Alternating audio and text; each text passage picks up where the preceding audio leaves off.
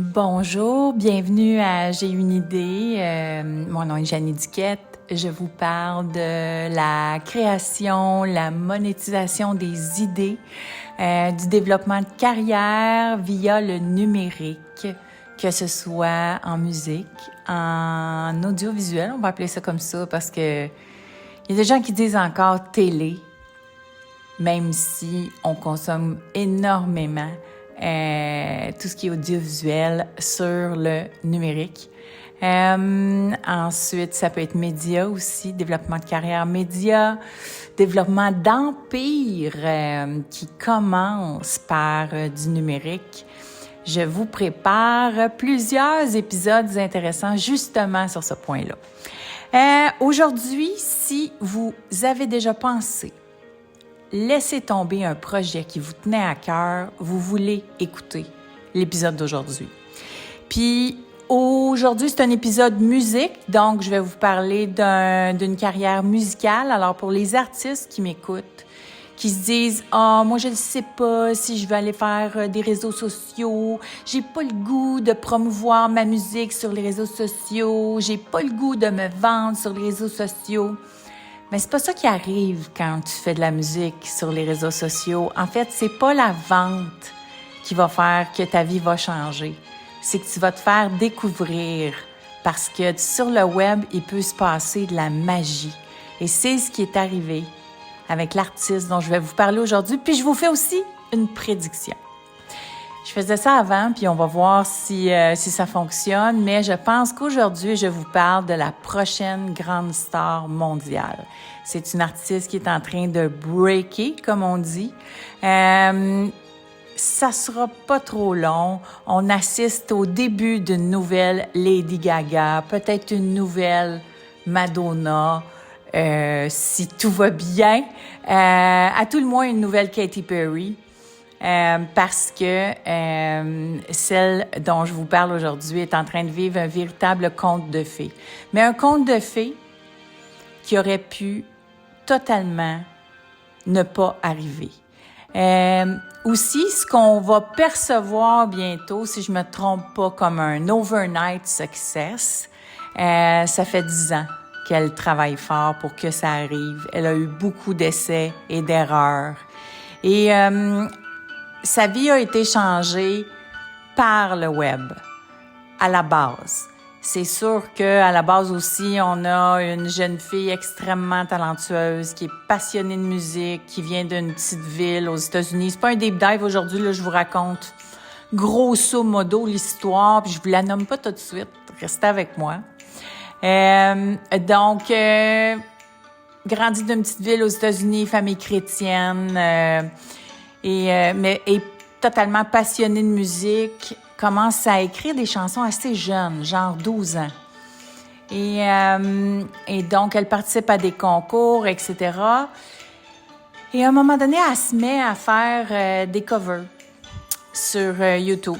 Comme beaucoup de carrières musicales, beaucoup de stars internationales en ce moment ont commencé leur carrière en faisant des covers sur YouTube. Alors, quand t'aimes vraiment chanter, ben tu chantes. Puis t'as le goût de chanter, puis souvent, ben c'est ça qui arrive. Alors, elle fait des covers sur YouTube et à un moment donné, il y a un acteur qui est aussi un chanteur. C'est un jeune acteur qui avait joué dans le film X-Men, qui voit une de ses covers. Et là, il dit « Oh my God, elle est extraordinaire, cette jeune fille-là. » Alors, il la partage sur Twitter, il partage le lien de sa cover à toute sa communauté, puis il dit « Hey gang, on change-tu sa vie? Allez tout écouter cette cover-là parce que c'est la plus belle voix que j'ai entendue depuis Adele. » Alors, donc là, ces chiffres de visionnement sur YouTube ont été complètement chamboulés. Elle est jeune à cette époque-là, elle a à peu près 16 ans. Donc, sa vie change. Il y a un autre gros influenceur sur YouTube qui se met à le partager aussi, parce que quand il y en a un qui le fait, les gens aiment ça, changer la vie des gens grâce aux réseaux sociaux. Puis, c'est ce que j'aime du numérique. Ça me fait vraiment triper que c'est vraiment le public qui peut changer la vie des gens. Tu sais, avant, c'était des personnes de pouvoir qui décident de te signer ou pas te signer, qui décident d'investir des milliers ou des millions de dollars dans ta carrière. Mais maintenant, si on prend en considération que ça prend au moins 50 000 followers pour avoir l'intérêt de justement ces financiers-là de labels qui vont mettre de l'argent dans la carrière des artistes, ben c'est le public avant tout qu'il faut qu'il décide. Parce que pour qu'il y ait 50 000 personnes qui suivent un artiste, je parle à l'international, là, ben c'est d'abord le public qui décide. Fait que ça, j'aime ça. Des choix populaires. Alors bref, elle voit sa vie changer par ce partage-là. Les gens commencent à la remarquer. Fait que elle déménage à Los Angeles. Elle déménage à Los Angeles, puis elle est signée par un premier label. Et là, elle travaille sur un EP. Premier EP, donc elle a 17 ans. Premier EP est un peu emo, un peu... c'est ça, c'est pas son style du tout aujourd'hui, là, mais tu vois qu'elle cherche, puis c'est plein d'émotions. Et ça n'a pas le rayonnement voulu. Ceci dit, elle continue à travailler. Elle travaille fort, puis elle vit à Los Angeles. Elle s'épanouit comme personne. On voit qu'elle a elle a le caractère et la détermination. Parce qu'un artiste aussi, c'est le mindset là, qui fait la différence. Parce qu'il y a des gens qui ont énormément de talent vocal. Il y en a beaucoup. Mais est-ce que tous ces gens-là ont le mindset que ça prend pour être une star internationale, c'est-à-dire survivre au refus, survivre au jugement, être capable de pas être gêné puis de se revirer sur une scène pour chanter devant 1, 2, 3. Ça me rappelle, tu sais, une fois, on est à Los Angeles avec un de nos chanteurs, puis on a l'opportunité, on est en studio avec Desmond Child, tu sais, un des plus gros auteurs-compositeurs sur la planète, là. Il écrit les plus gros hits, là, tu sais, de Living la Vida Loca en passant par tous les gros hits d'Aerosmith, là, donc Desmond. Puis il est en studio, il est en train d'enregistrer un album des Backstreet Boys, je me souviens. Puis là, il a demandé à un de nos artistes, pour pas le nommer, là, allez voir dans mes artistes, allez voir, de faire des bacs, puis « Oh non, je me tente pas, je sais pas, je file pas. » Il y a toujours des excuses, tu sais, pour pas y aller, parce que c'est stressant. Tu te fais demander d'aller chanter devant un des réalisateurs, auteurs, compositeurs les plus powerful au monde. Faut que tu te revisses une scène, faut que tu y ailles, tu sais. Puis c'était pas la première fois, lui, qui choquait dans une situation comme ça. Mais bref, la jeune fille dont je vous parle, Kylie, je sais pas si ça se prononce comme ça, ouais, Kylie, de son nom, elle, probablement qu'elle dit oui, qu'elle essaie des affaires, si bien qu'elle rencontre un réalisateur avec qui elle se met à écrire, puis elle sort un vrai album en 2000, parce que là, elle s'est vraiment trouvée son style. Elle reste à West Hollywood, qui est le quartier gay, à Los Angeles, qui est super, où il y a des clubs super flamboyants, puis elle se découvre, elle se trouve, elle est queer, donc elle est plus confortable dans son identité. J'imagine que venant d'une famille chrétienne, c'était pas évident. Et là, elle sort un album dont le titre est Pink Pony Club, puis c'est un album de party inspiré de ses nuits folles à West Hollywood. Mais en 2020, vous savez ce qui s'est passé? Il y a eu une pandémie, fait que le monde filait pas pour danser Pink Pony Club. Alors, si bien que le label met des efforts un peu dans la promotion, mais pas plus que ça, ça lève pas, ils perdent d'argent, fait que elle est droppée, comme on dit. Donc, ils disent c'est terminé, on n'investira plus dans ton projet parce que ça rapporte pas. Tu sais, veut pas, eux autres sont là pour ils ont des actionnaires, puis il faut que ça rapporte. Fait que il la drop, puis elle se retrouve pas d'album, pas de support. Fait qu'elle retourne chez eux. Elle retourne chez eux, la tête entre les deux jambes. Elle repart de Los Angeles, puis elle s'en va. Elle s'en retourne dans son coin, puis je pense qu'elle travaille dans un café. Tu sais, là, elle sert du café, puis elle est nanny en même temps. Et là, à un moment donné, elle continue quand même d'écrire des chansons. Elle pense abandonner, mais pas capable. C'est en elle. Puis là, on s'entend, là, depuis Depuis, je pense que c'est en 2017 que son premier EP est sorti. Là, en 2020, elle retourne chez eux. Donc, vous voyez, ça fait à peu près, là, je reste au moins 5 ans, là, qu'elle travaille à son rêve, puis qu'elle, tu sais, c'est ça, elle mise tout sur sa carrière. Et là, ce qui se passe, c'est une magie qui arrive. Quand tu dis oui, quand tu essaies des affaires, c'est que là, un des réalisateurs avec qui elle s'entend le mieux, puis avec lequel elle a travaillé à Los Angeles, c'était un jeune comme elle qui espérait percer. Puis lui, il a fait un album avec une jeune fille qui est en train de devenir le plus gros album. Je pense qu'ils ont battu des records de streaming de la première chanson qui est sortie. C'est Olivia Rodrigo, Driver's License.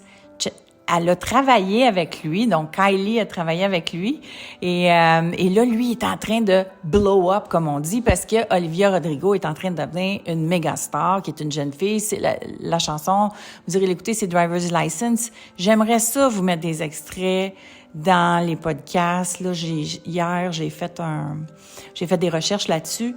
Ce qui arrive, c'est que sur YouTube, ils vont bloquer si je mets des chansons avec du copyright dans mon podcast. Alors, ce que je vais faire, c'est que je vais vous mettre des liens dans le descriptif du podcast, à la fois sur YouTube puis à la fois sur Spotify et Apple. Vous irez voir dans la description de l'épisode, je vais vous mettre des liens. Vous pourrez aller écouter à la fois Olivia Rodrigo et l'artiste dont je vais vous parler, parce que Kylie, c'était pas le nom qu'elle utilise maintenant. Alors, qu'est-ce qui arrive avec Kylie? Donc, son réalisateur devient quelqu'un de super important et lui a capoté à travailler avec elle. Il la trouve vraiment bonne.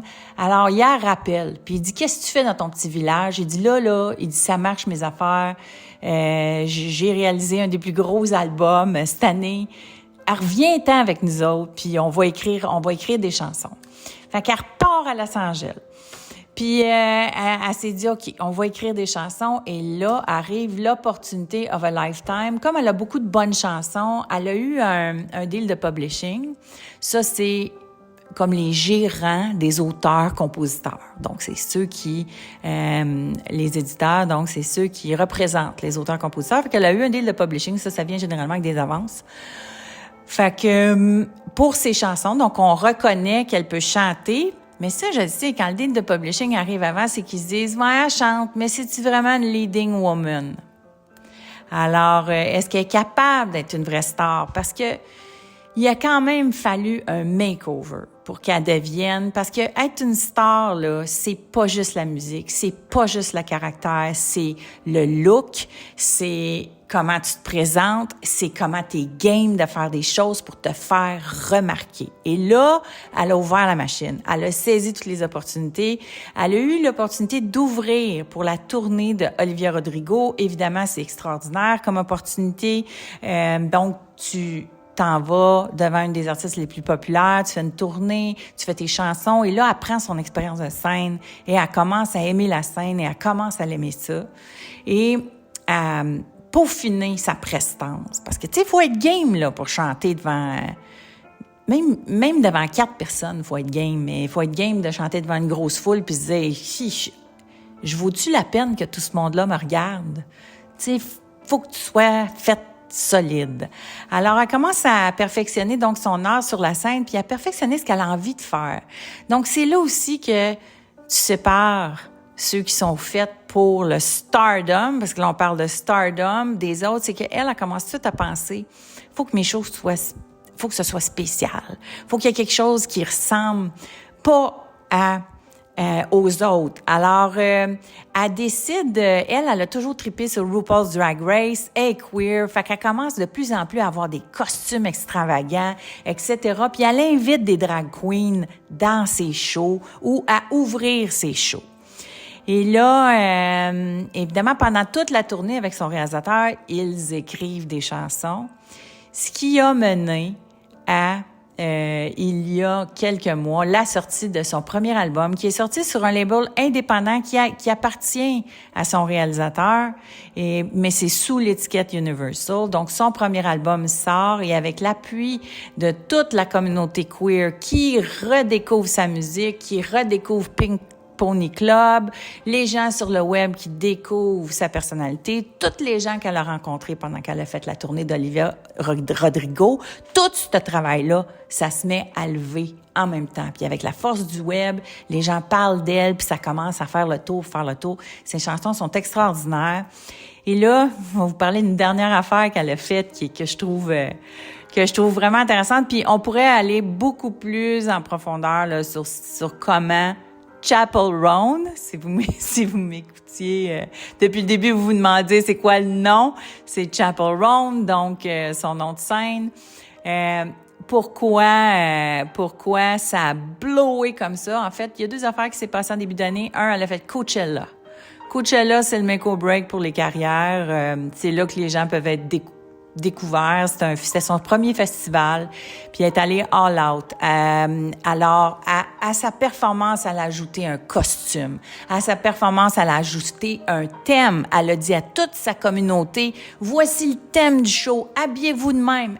Arrivez de même. Et là, t'ajoutes toute l'expérience de la communauté. Quand tu vas vivre un spectacle, puis tu mets de l'avant un thème avec quelqu'un qui a une personnalité forte, là, tu vas vivre quelque chose. Tu vas pas juste voir un show, tu vas vivre quelque chose avec plein de monde qui sont habillés en rose comme toi, ou plein de monde qui sont habillés en vert comme toi.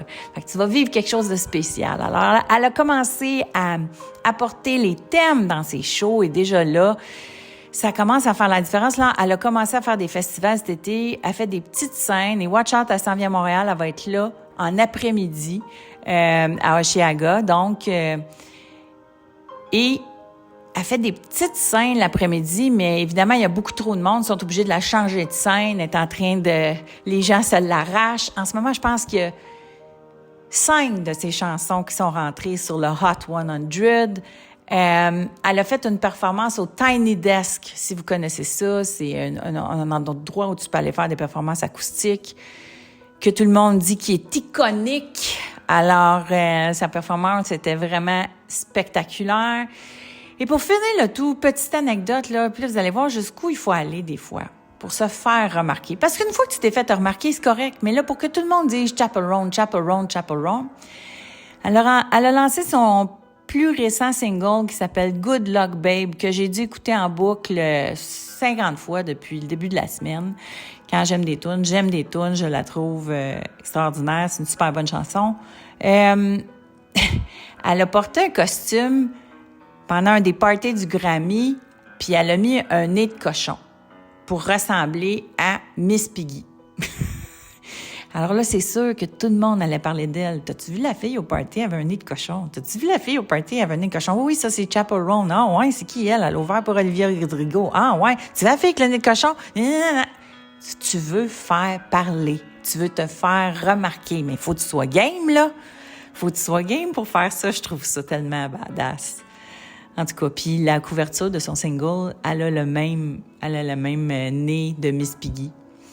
Et c'est comme ça que Good Luck Babe est sorti. Puis ça va probablement être ce que les gens vont appeler un overnight success, mais qui est le fruit de 10 ans de travail, de grandes joies, de grandes déceptions, des échecs, un retour chez eux, un presque abandon de la musique, jusqu'à ce qu'une rencontre, une synchronicité fait qu'une des rencontres les plus marquantes qu'elle a faites obtient un grand succès qui lui permet à elle, à son tour, d'avoir les portes ouvertes pour connaître le succès. Donc, Chappell Roan, prédiction, prochaine grande star. Je vous le dis en cet épisode 7 du podcast J'ai une idée. On verra dans quelques semaines ou quelques mois si cette prédiction s'est avérée vraie ou pas. Je suis curieuse de savoir si vous avez aimé cet épisode où on parle un peu plus de, donc, une idée qui peut être l'idée d'avoir une carrière, l'idée d'écrire des chansons, comment on fait aujourd'hui pour avoir une carrière en chanson, devenir une star internationale. Ben, vous en avez un exemple là, d'une des façons que Chappell Roan, nouvelle star, a fait pour arriver à réaliser ses rêves.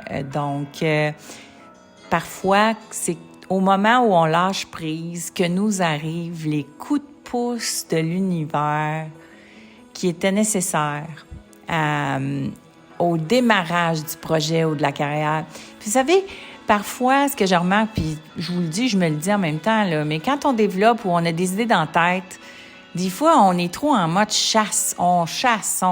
Puis là, on va chercher des opportunités, on va chercher des gens.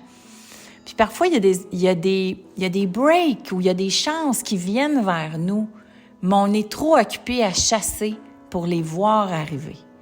Alors, c'est peut-être pour ça que des fois, quand on lâche prise, bien qu'on est capable d'accueillir le petit coup de pouce de l'univers ou des amis qui vient nous aider à faire arriver notre idée.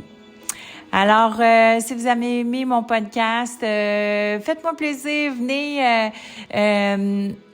dire votre appréciation sur que ce soit sur Spotify, les étoiles sur Apple ou sur YouTube.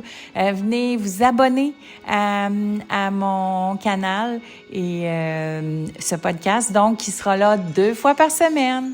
Comment on fait pour matérialiser les idées aujourd'hui à l'ère numérique où tout est possible. Merci.